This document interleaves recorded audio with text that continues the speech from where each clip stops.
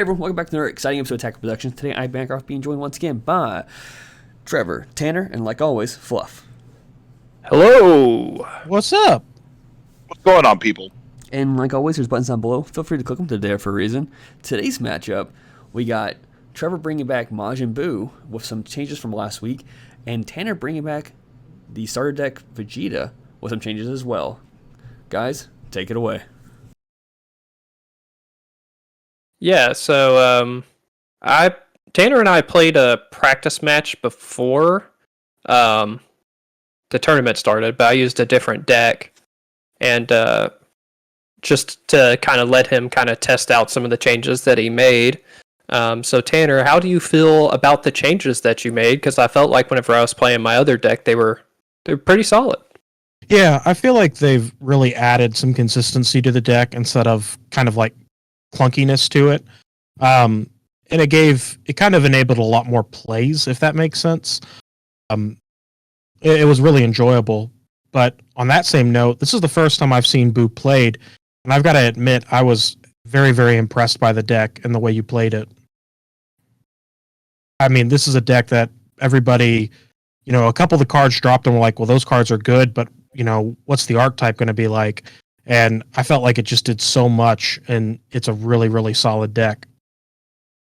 Yeah, I'm getting more and more comfortable with it. I think there's definitely some plays that I need to kind of clean up. Partially just because I'm not used to playing this kind of archetype as far as like green itself goes.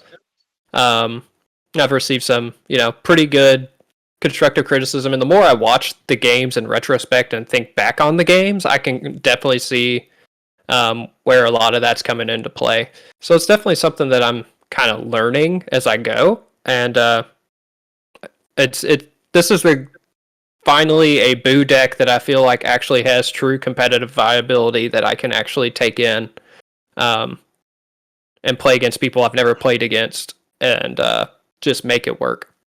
I mean, to be fair, you did really well in Louisville with your original Boo jank, I put in quotes, if I recall correctly. You've always played Boo well, and you played set 9 Boo a couple weeks back, and I remember just beat me into the ground with that. So every time you bring Boo, I know you're bringing it to the shop that day, or really gonna bring your A game.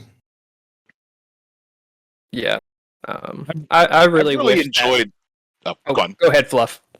I was just gonna say I've really enjoyed the evolution of watching this Boo deck change. It's like when Trevor first put it together, it was like you could kind of see something that it wanted to do, and it was like, what is the point of this in-game stuff? And the more that Trevor worked with it and tweaked on it, he just identified there were just needless points to the deck, and he's really streamlined it. And it's really this hyper energy efficiency that isn't seen often in green. And I think that says a lot to Trevor's ingenuity in this deck, especially when you consider like the Union combinability with the Unison, and then the Freeze's healing pod that he also techs in. It just turns it into a massive, powerful draw engine. And that Unison, when you were telling me about that at the beginning of the day, or at the shop at the beginning of locals, I was just blown away by how well or how synergistic it actually was with the deck. And that Unison is such a it puts you on a clock. If you don't deal with it or you don't watch it, it's going to make you suffer. And you utilized it so well. And then I think we were talking about this play a little earlier. Just about resolution. I learned that today. Essentially, Gogeta would resolve, then you would choose with charismatic. But and I believe also here I made a misplay or miscall with my leader swing, and may have said double strike on leader swing instead of the Unison. I was sitting there watching this match. I'm like right off camera watching you guys play, and I don't remember you saying anything weird, but then I didn't notice Trevor picking up additional life. I mean, it obviously happened. We just saw it. But I don't feel like you said double strike on lead. I know you had made the reference to the Unison, but it was probably just a miscommunication. And having fun and just kind of in the middle of the moment, neither party noticed. Yeah, I'm not going to lie. Matt's got me really tweaked out on declaring the Unison Double Strike because it's got the Kai wording. And he didn't rule shark me, but he certainly let me know that I made a mistake when we played last week. So I probably got a little overzealous. That was gross as well, by the way, Trevor. I didn't realize how effective that leader absorbing the cards was as well. Yeah. And sometimes you want to use the Spirit Boost on the leader on both sides, but I just know your deck can put out so much pressure that it's really risky for me to Spirit Boost it too many times on my Unison just to drop it too low on markers, depending on like what kind of defense I have in my hand. So I was like, you know what? We'll just take this one card because it hurts me really bad if it sticks on board for that alliance burn. So I was like, we can leave the other stuff in the drop area. That's fine. I just want to get this one off the board. Oh, and that card was the MVP all day for me. So I actually remember like my sinking feeling in my gut when you took it. I'm like, because I only run 2, and that was one of them. So I was getting a little worried because I probably am a little overly dependent on the Acrobatic Warrior.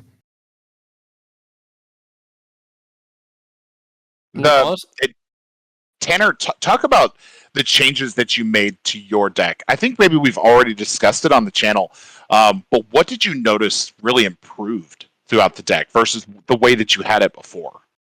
A lot of what was going on before were cards that were overly reliant on the turn 3, turn 4 play. So the whole sort of, I guess, genesis of this deck was wanting to make that Alliance Gohan out of the Championship Pack Volume 2 2020. The Alliance Burn one that you Super Saiyan 3, just beautiful art. And I wanted to make that work, but I also, Corn and Liqueur is probably, I would say, my either first or second favorite card in the game.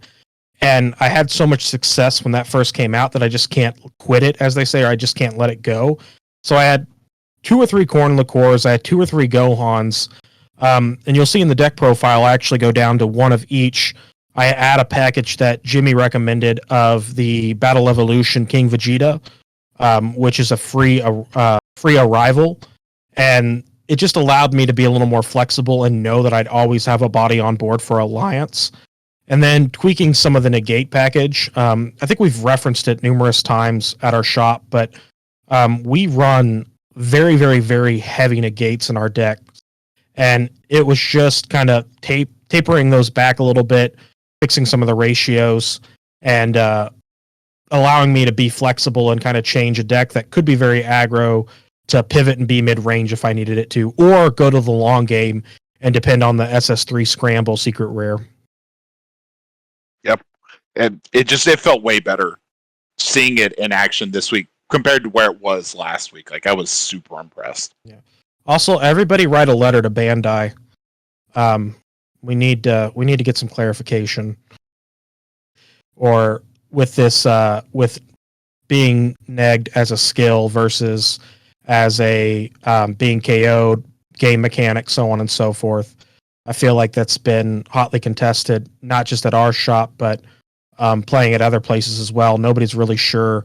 And it was just interesting. I'm glad it worked out the way it worked out with it being played, because I think that's the correct call. But I think, Trevor, you mentioned it in your deck profile as well.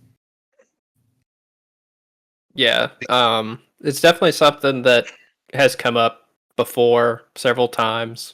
I've posted it in the Facebook group to get clarification as well, just to make sure. And it seems like everybody's kind of at that consensus at this point that when it's reduced to 0 by an opponent's skill, it can't save itself, because the only way it saves itself is by removing tokens, but you're still at 0, so you will eventually be removed. But as an effect of the skill is what causes it to go to the drop. The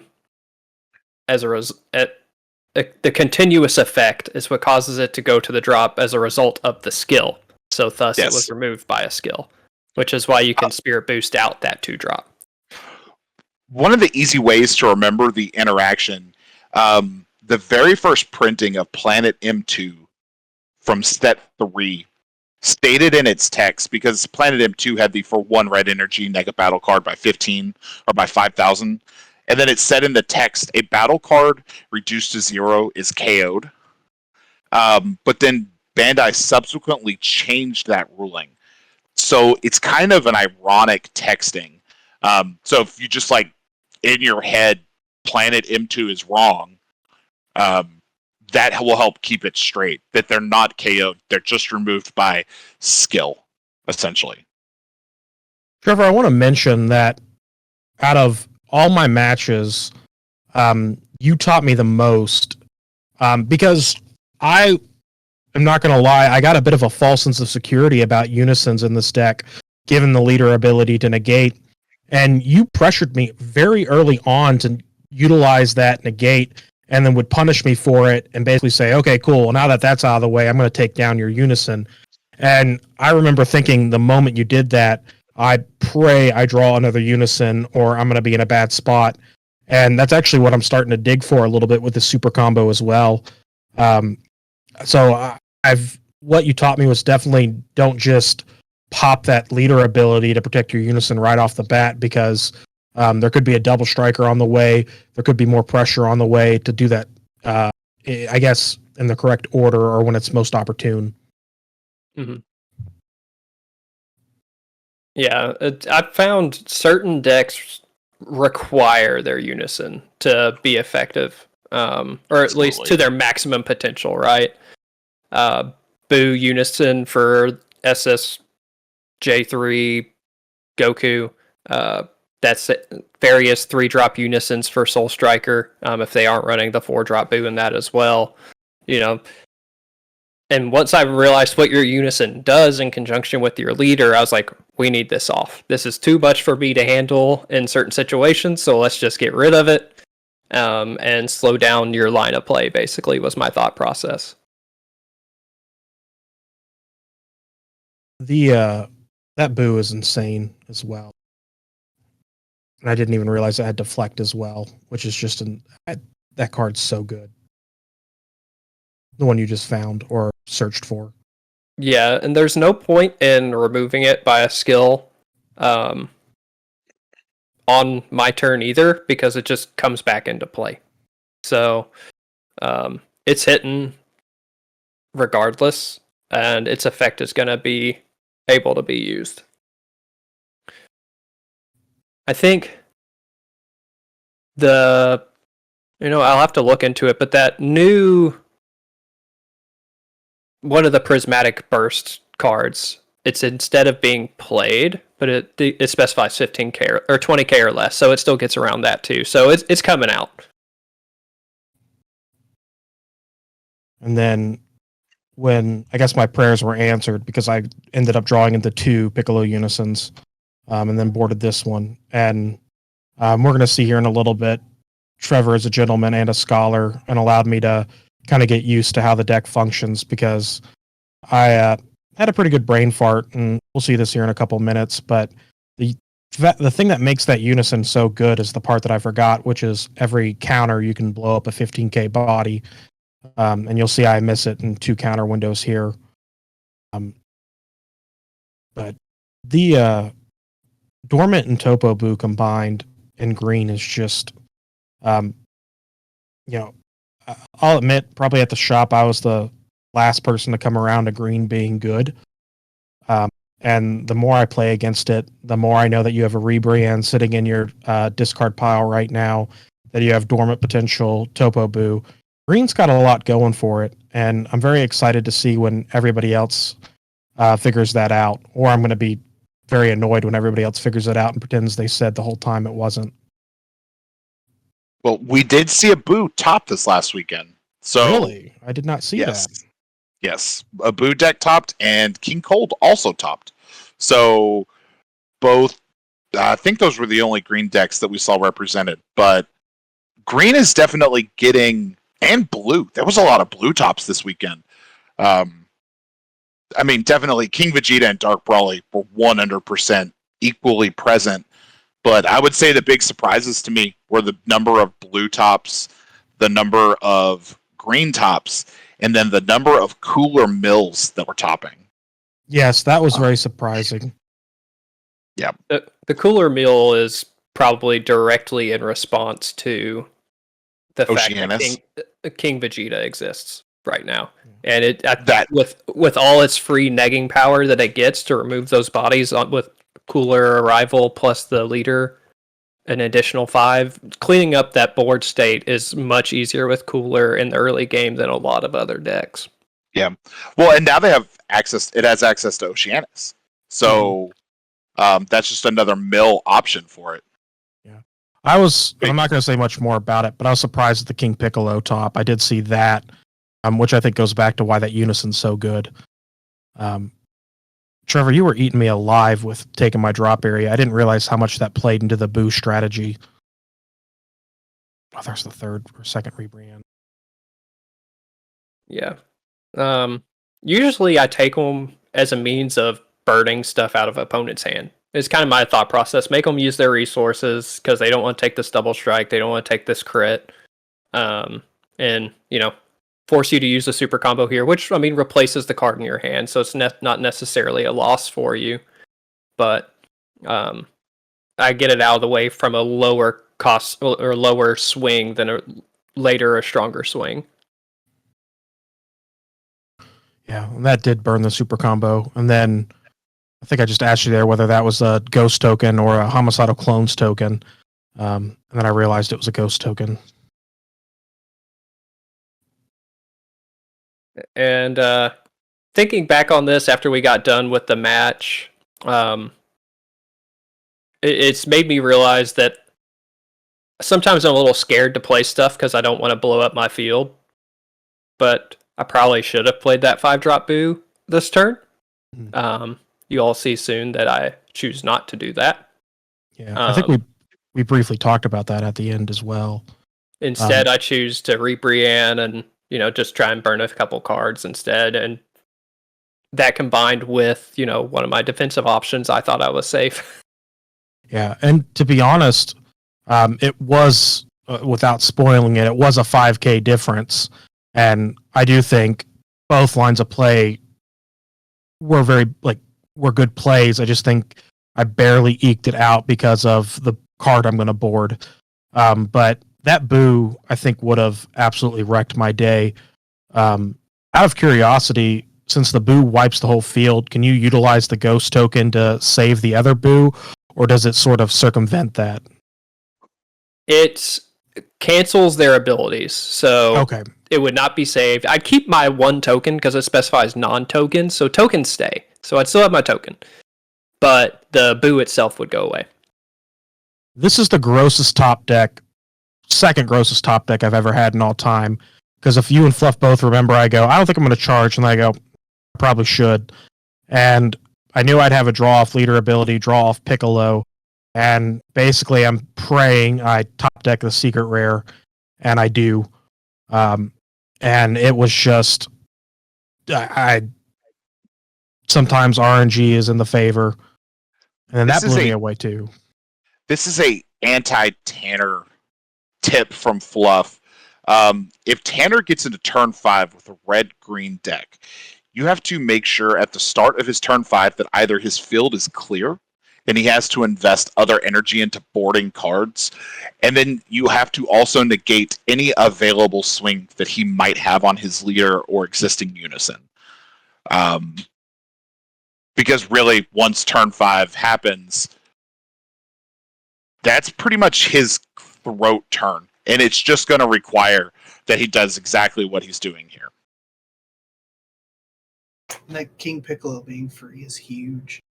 Yeah, absolutely. Yeah, that's why that card's $65 and needs a reprint. That single-handedly was the only reason I got through, and then I think I just got rid of my 2 and burned the life for Raditz. And then I had to read because that's a weird. I feel like that Raditz is a very weird wording with the 2 or less battle cards. So I got to kill the super combo, but I didn't realize Buu had so many high cost battle cards. Because I was expecting no combo whatsoever, and then like we indicated earlier, it's a 5K difference. He had quite a bit to combo with. And just to clarify, you had no hand after that too, right? Correct. Yes, and that's what Trevor. He's like, you were done. I'm like, oh, I had my Raditz. He's like, you had no hand, and I'm like, oh shit. Yeah. Like I did not realize that. Poor play on my part to think about it, but that Topo boost so good. So you got a little. Yeah, when you said, go on. I would say you got a little kindness, you got a little RNG. Sometimes it can go a long way. Yeah. Yeah, I can. I guess I'm Blanche. I rely on the kindness of strangers. But Trevor's not a stranger. He's a good guy. What were you gonna say, Fluff? I was just gonna say when Tanner was debating on whether he was actually gonna charge, I think I legitimately made a face. I was like, ugh, because you're gonna draw your secret rare. I didn't say that out loud, but then like Tanner just stops and he just starts thinking, and he's like, yeah, maybe I should. And I legitimately thought you just handed the game to Trevor when you were like, yeah, I'm not gonna charge, because I think that would have been game. Yeah, it absolutely would have been. The mouse that runs the wheel in my brain was on lunch break, and he got back and realized I should definitely charge. I forgot I was running red-green. And with that being said, hope you all enjoyed today's matchup. Thank you for tuning in. Keep in mind there's buttons down below and on the screen while Fluff does the outro. Click on one of these 4 videos here. Hopefully it's something that you haven't seen or something that you would enjoy. Absolute pleasure seeing these 2 decks go, face to face and beat it out. Basically, both of these decks I've watched Tanner and Trevor working on their decks respectively, and I love where they're going. They're both becoming like masterman crafts of both decks. So I hope that keeps up. I hope we keep seeing more of them. But as always, read your cards, know your plays. Let us make the mistakes that you don't have to, and fluff out.